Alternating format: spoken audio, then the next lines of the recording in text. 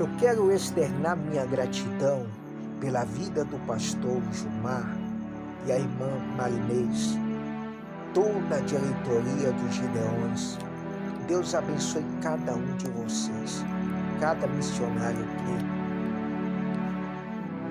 que estão participando em 2026.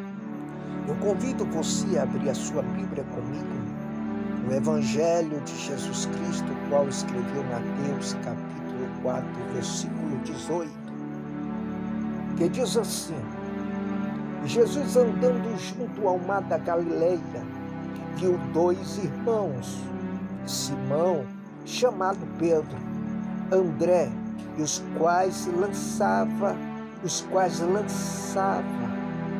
as redes ao mar, porque eram pescadores.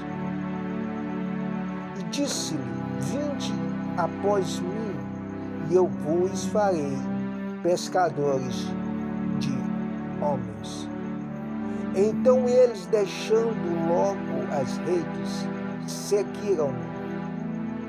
E, adiantando-se dali, viu outros dois irmãos, Tiago, filho de Zebedeu, e João, seu irmão, num barco com Zebedeu, seu pai, consertando as redes, e chamou-os. Eles, deixando imediatamente o barco e seu pai, seguiram.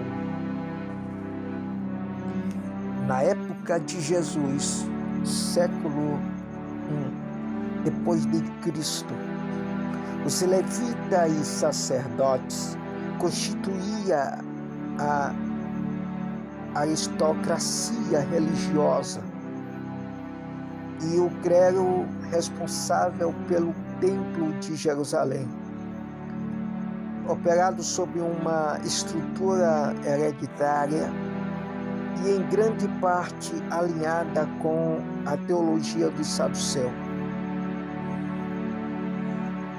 Esse texto que acabamos de ler, quando Jesus escolhe os discípulos, a pergunta que não quer calar é por que Jesus não escolheu os levitas e os sacerdotes. Ele subiu ao monte, ora, e ele decide a quem escolher. Ele não vai nas sinagogas, ele não vai no templo de Jerusalém, ele vai na praia e escolhe os discípulos, pescadores, cobradores de impostos, porque não escolheu os levitas e os sacerdotes. Ele poderia escolher os sacerdotes, os levitas. Na ótica humana, quem estava mais preparado, habilitado para exercer, para ser um dos discípulos de Jesus, eram os levitas e os sacerdotes. Conheciam muito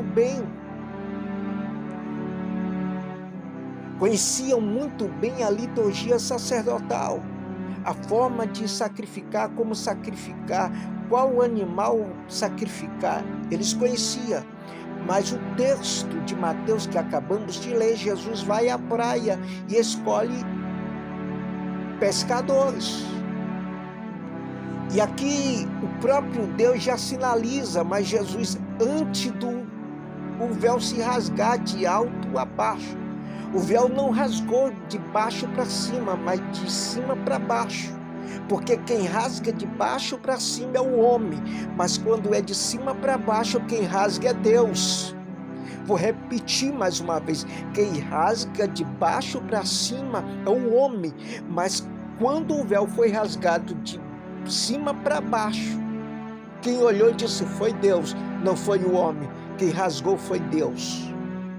E quando Deus rasga o véu de cima para baixo com a morte do seu filho, ele estava dizendo o quê? Dizendo o quê, pastor Amizadai? É como se o próprio Deus estivesse dizendo: acabou a separação. Acabou a separação.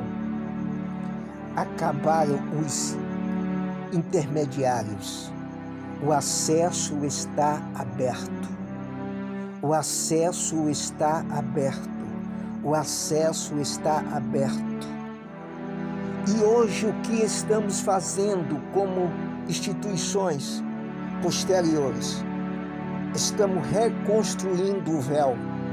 Mas como assim, pastor Amizadai? Voltamos a colocar barreira entre Deus e as pessoas.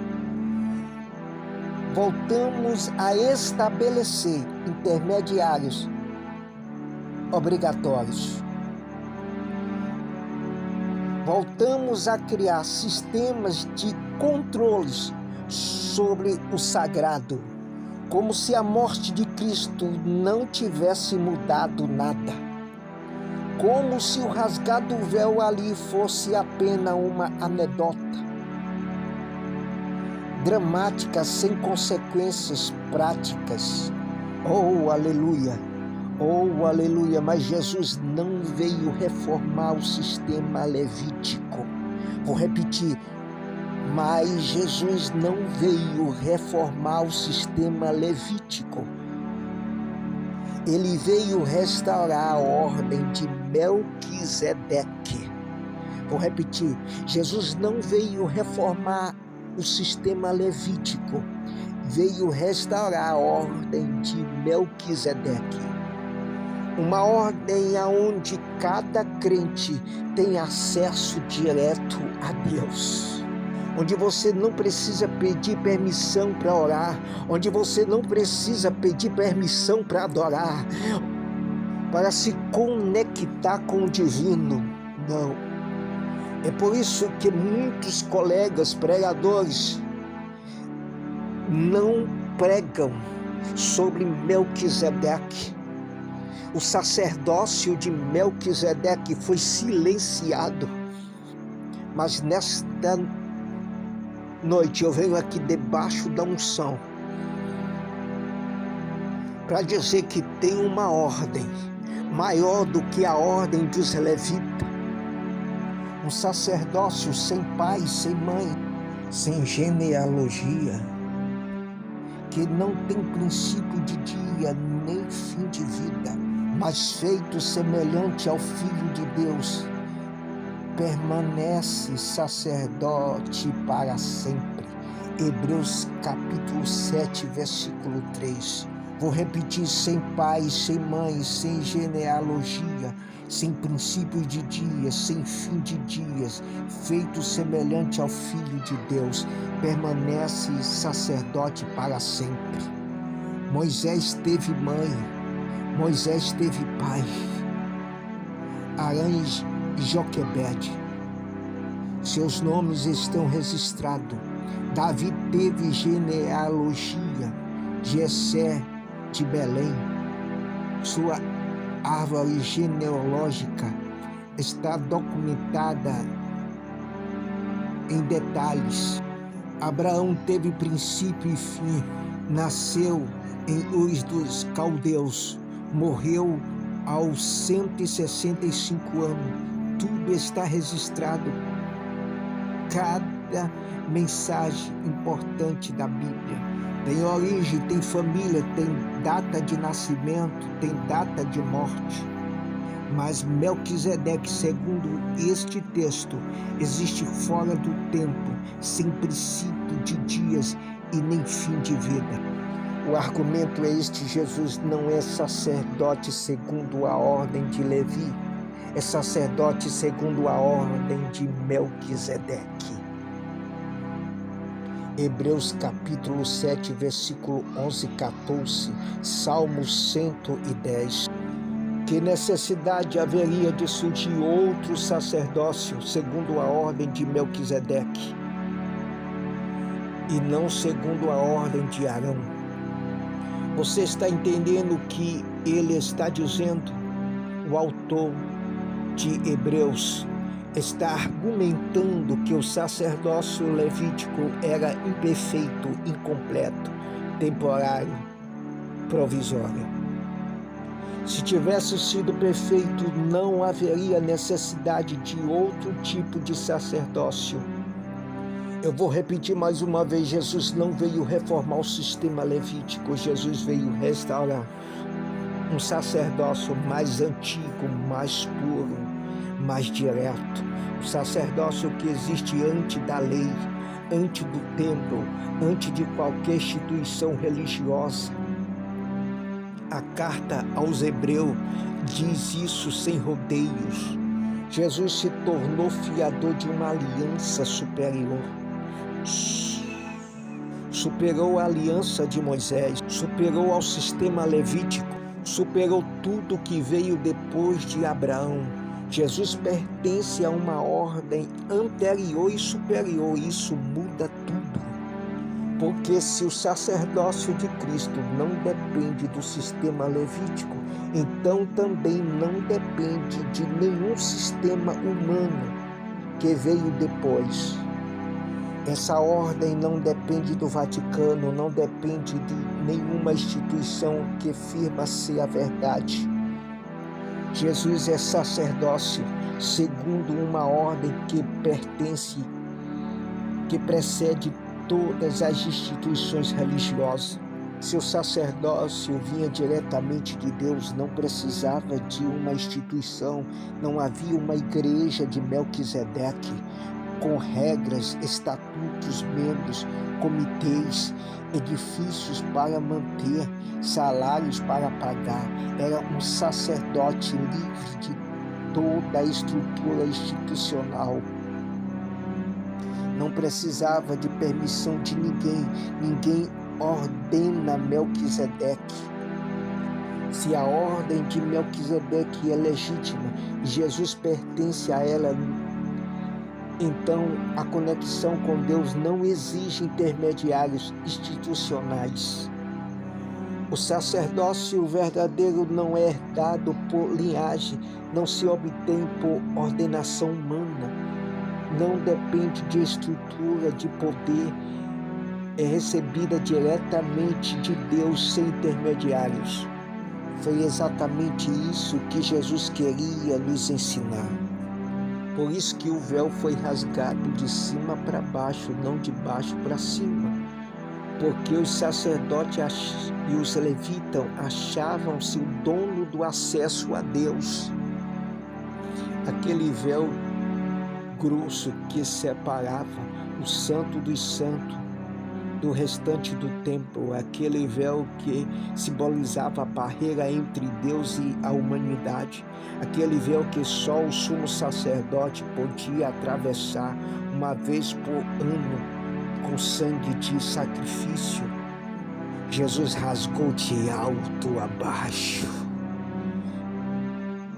Aqui está uma bomba teológica, não diz segundo a ordem de Levi, não diz segundo a ordem do templo, não diz segundo a ordem de Arão, não diz segundo a ordem dos sacerdotes de Jerusalém, diz segundo a ordem de Melquisedeque, o sacerdote misterioso, que surgiu do nada, aquele que não pertencia a nenhuma tribo.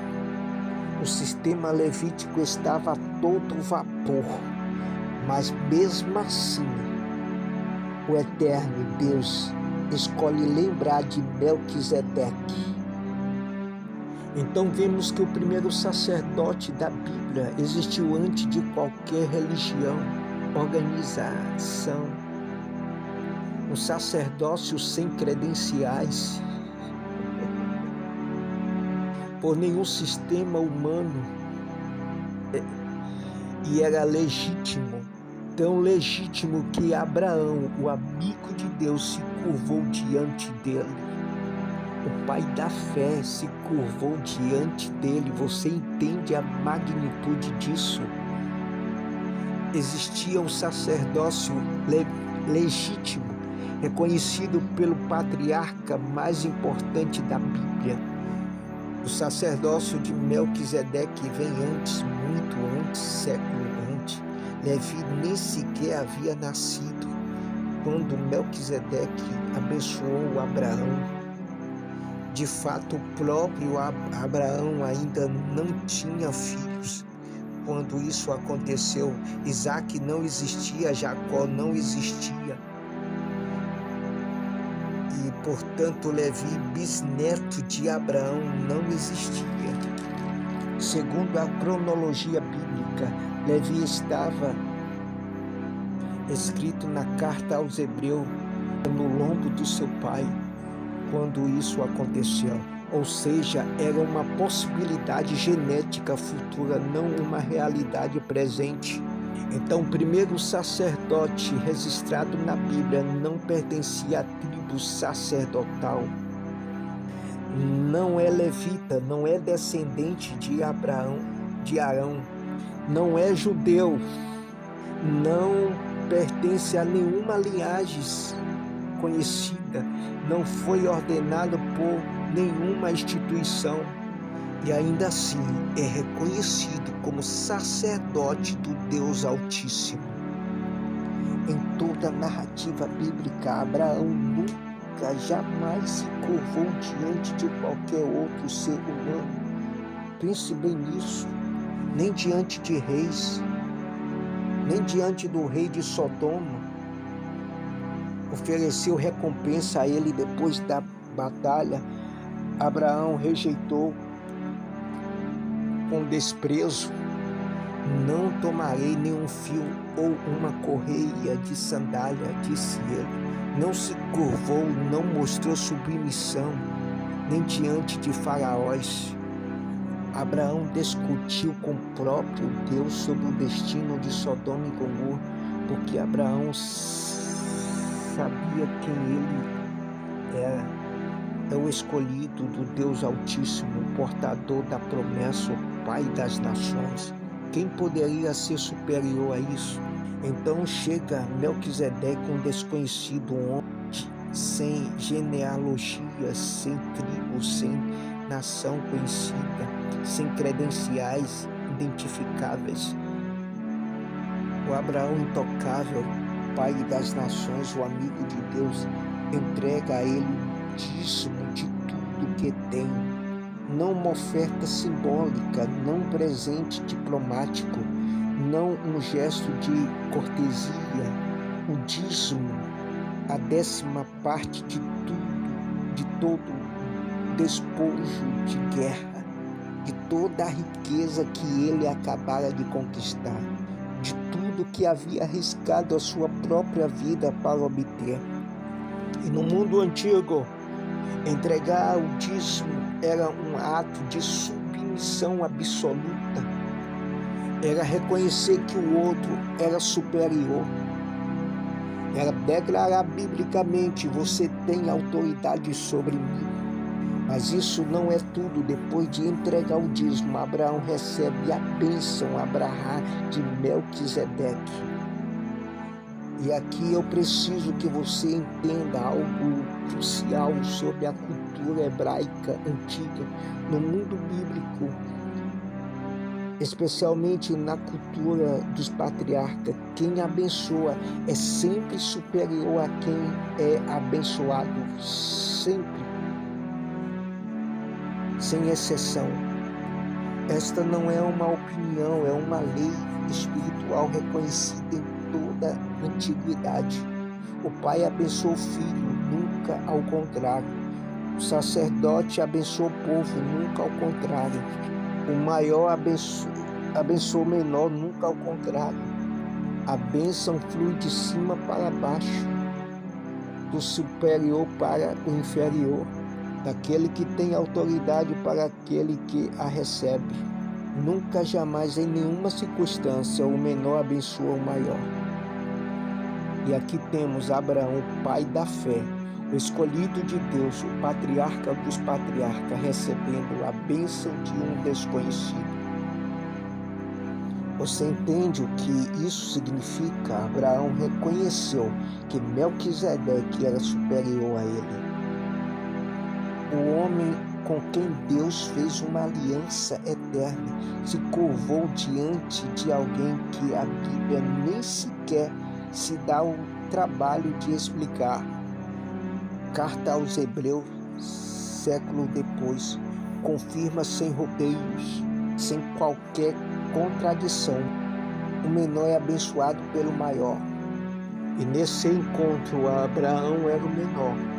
Melquisedeque o maior, superior ao pai da fé, superior ao patriarca de 3 religiões, superior ao amigo de Deus. Isso tem implicações porque na teologia tradicional Abraão é quase intocável, é o modelo de fé, é o modelo supremo de obediência, é o padrão contra.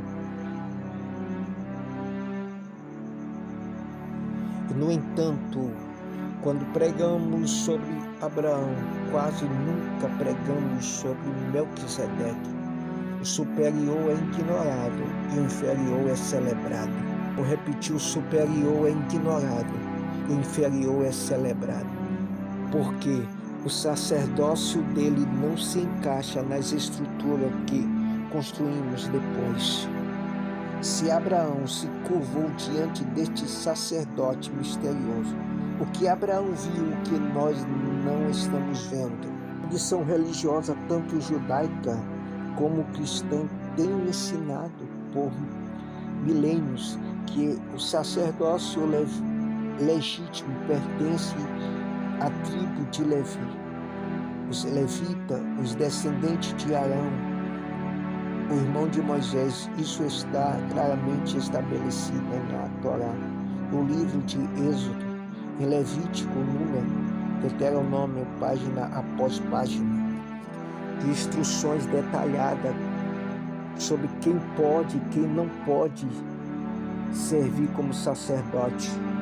Só os levitas podiam servir no templo, só eles podiam oferecer sacrifício, só eles podiam entrar no lugar santo, só eles podiam interceder entre Deus e o povo. Se você não fosse levita, não podia ser sacerdote.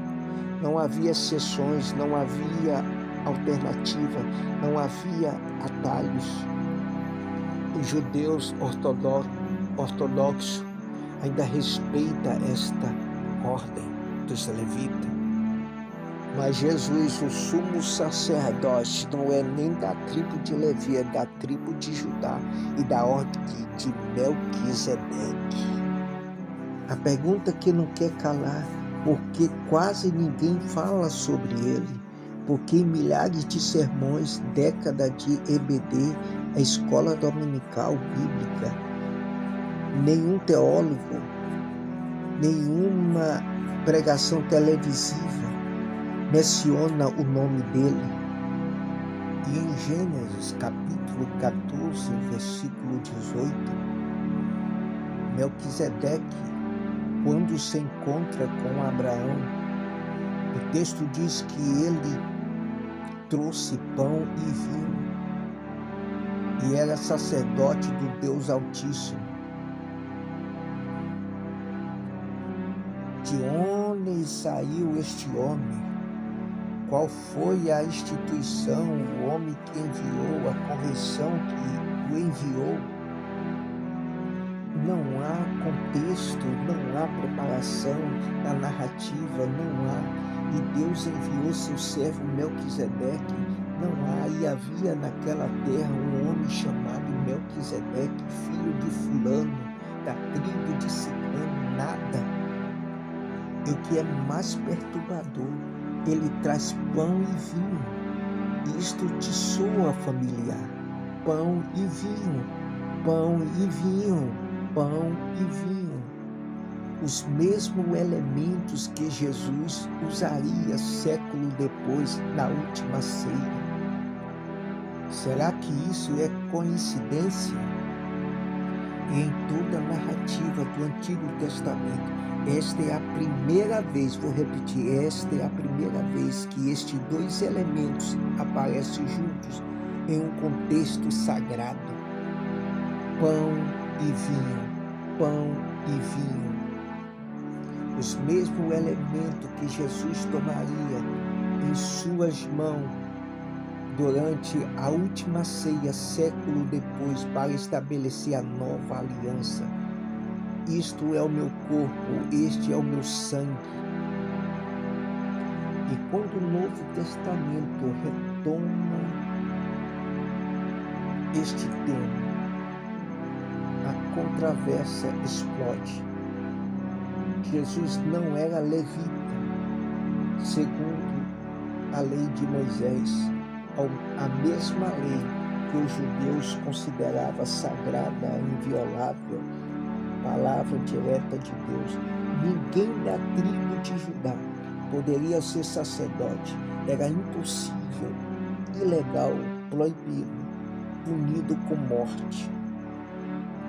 A tribo de Judá governava, a tribo de Levi sacrificava. Eram linhas que não podia se cruzar. Então, pela ordem dos levitas, Jesus não poderia interceder perante Deus pela humanidade, se não tinha direito legal a exercer o sacerdócio. Então, como poderia oferecer o sacrifício supremo, sua própria vida, se a própria lei o proibia de se aproximar do altar? Por isso que Jesus não é sacerdote da ordem de Levi, mas da ordem de Melquisedeque. Hebreus capítulo 7, versículo 11 e 14. Então bata no peito e diga: eu não preciso de intermediário. Eu tenho acesso. Eu tenho acesso segundo a ordem de Melquisedeque.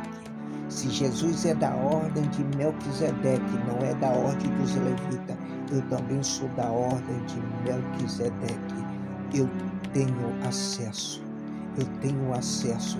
Eu posso adorar a hora que eu quiser. Eu posso evangelizar a hora que eu quiser. Eu posso cantar a hora que eu quiser. Abra a tua boca e adora Ele. Você tem liberdade. Você pode cantar a canção, o hino que você quiser. Não precisa de homem ditando, canta esse, canta aquele. Prega esta mensagem, prega aquela mensagem. Ministra este sermão, ministra aquele sermão. Não. Você é da ordem de Melquisedeque. Você tem liberdade. Você tem acesso. Mas pastor, eu queria tanto ser missionário, mas não tenho uma credencial de missões. Ei, o sumo sacerdote da ordem de Melquisedeque já deu a ordem: ide por todo o mundo, pregai o evangelho a toda criatura. Que o Eterno abençoe a sua vida com esta ministração, com esta mensagem, em nome de Jesus. Shalom, shalom. A paz do Senhor.